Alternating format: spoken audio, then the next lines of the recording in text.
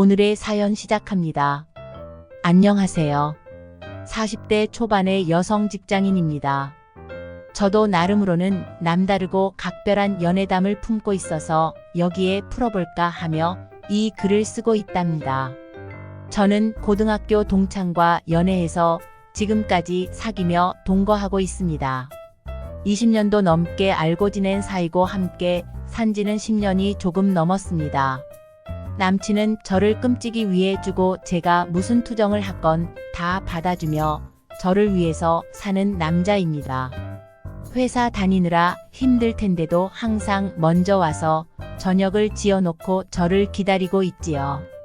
저는 부근의 마트에서 일하느라 교대 시간이 조금 늦은 편이기도 하고 중간에 회사에서 주는 간식을 먹는 시간도 있고 해서 저녁을 그리 급하게 먹지는 않아도 되는데 그는 열심히 저를 위해 저녁을 짓습니다.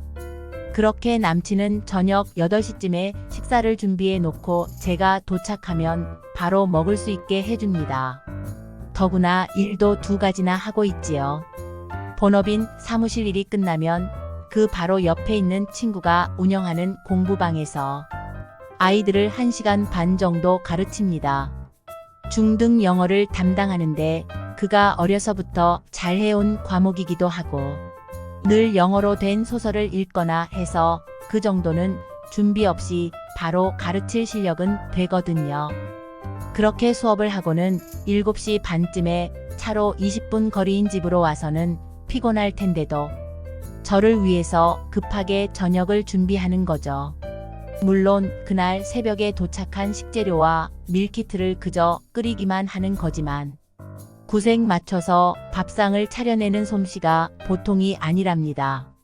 그렇게 남친은 가정을 꾸려가고 가족들이 행복해 하도록 애를 쓰며 그렇게 작은 행복들이 알알이 익어가는 것이 너무 뿌듯하다고 말합니다. 저는 그런 자잘한 행복이 있는 것만으로도 더 바랄 바가 없어서 그 이상의 것에는 눈이 가지 않고 있고요. 우리는 서로가 집안 살림도 분담해서 잘하고 있고 매달 집 월세도 둘이서 정확히 반씩 내고 있고 살림에 들어가는 비용도 똑같이 나눠서 냅니다. 그리고 가족이나 주위 친구들에게도 굳이 우리의 동거를 숨기지는 않습니다. 우린 서로를 부부라 여기고 있고 지인들도 다들 우리를 그렇게 받아들이고 있으니까요. 다만 결혼이라는 형식에 묶이지 않은 것일 뿐 서로를 향한 마음은 여느 부부들과 다름이 없습니다.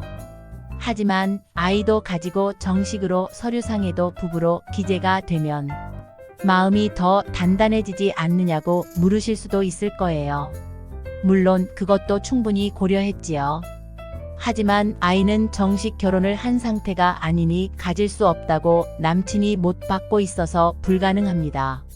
사회적 절차를 밟지 않은 상태에서 아이를 덜컥 낳으면 자라나는 아이는 자신이 남들과 뭔가 다르다는 생각에 마음의 상처를 받을 수 있다고 그는 항상 말하고 있죠. 더구나 아이가 우리 삶의 자유를 속박하고 결혼으로 이끄는 이유가 되는 것은 싫기도 합니다. 그리고 무엇보다 우리가 결혼을 하지 않은 채 사실혼 부부로 사는 이유에는 남친의 어린 시절 상처와도 연관이 있습니다. 남친의 엄마는 첫사랑과 연애하다 아이가 먼저 생겨서 결혼을 서둘렀다 합니다.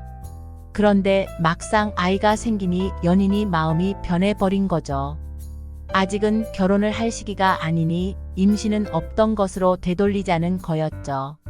20살 혼자 객지에 와서 자취하고 있던 제 남친의 엄마는 혼자 고민을 많이 했다고 합니다.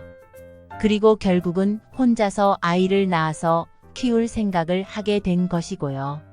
그렇게 저희 남친은 엄마의 어려운 결정 끝에 세상의 빛을 보게 되었지만 애틋한 정은 못 받고 자랐다 합니다. 여자 혼자서 아이를 먹이고 교육시키는 것은 너무 힘겨웠고 그러다 보니 자신의 인생이 힘들어진 건 이 아이 때문이었다 하는 식으로 생각이 흘러가 버린 것이겠죠. 그러다 보니 저의 남친은 성장기 내내 몹시 구박을 받으며 주눅든 채 자라왔다고 합니다. 아버지가 어떤 사람인지도 모른 채로 그저 단란한 친구들의 가족을 부러워하며 슬픈 사춘기를 외롭게 보내면서 그는 막연한 어떤 깨달음 같은 것을 가졌다고 합니다.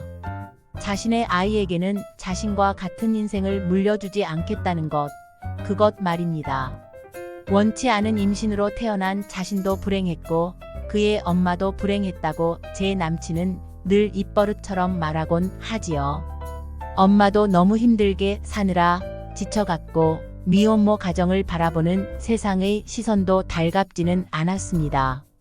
더구나 아이 하나만 바라보며 살기에는 엄마의 나이가 너무 젊고 아름다웠습니다. 그리고 아들이 청소년이 되었을 때 엄마는 돈이 어느 정도 있는 남자를 만나더니 아버지라는 이름으로 소개를 했지요. 하지만 제 남친은 이미 나면서부터 부모라는 존재에 대해 부정적인 것만 느끼고 겪어왔던 터라 그 남자가 자신의 아버지라 불리는 것이 너무 힘이 들었다고 합니다.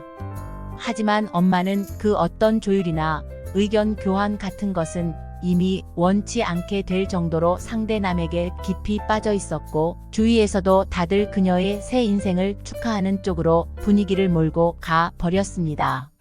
그리고 끝까지 고집을 부리며 새 아버지 집에 들어가지 않으려 한 저의 남친은 엄마와 친분 있던 아줌마 집에서 하숙을 하는 것으로 모든 것이 일단락되었지요. 그렇게 그는 남은 고교 시절을 남의 집에서 외롭게 보내며 학업을 이어가다 대학에 입학하면서 독립을 했습니다. 그때 제 남친의 엄마는 새 아버지와의 사이에서 생겨난 아이를 뱃속에 가진 채였고 어느덧 그 집 식구로 완전히 자리를 잡고 있었기에 저의 남친은 이상하게도 엄마가 남처럼 느껴질 정도였다고 합니다. 그러면서 남친은 앞으로 자신의 가정은 어떻게 꾸려야 하는지에 대해 더 깊이 번민하며 대학을 졸업하고 직장인이 되어갔습니다.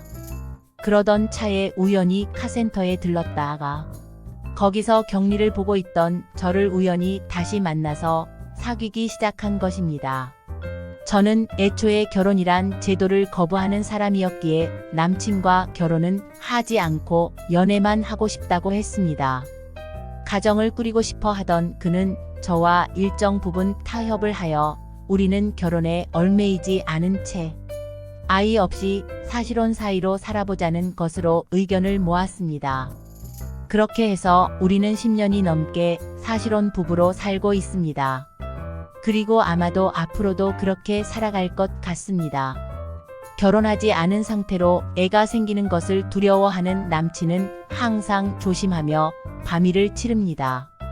저는 결혼으로 서로를 구속하며 서로의 친밀도가 평범해지고 결국에는 가족이란 이름하에 서로의 감정이 밋밋해지는 것이 싫기에 지금의 우리 사이에 놓인 적당한 긴장감을 소중히 여깁니다.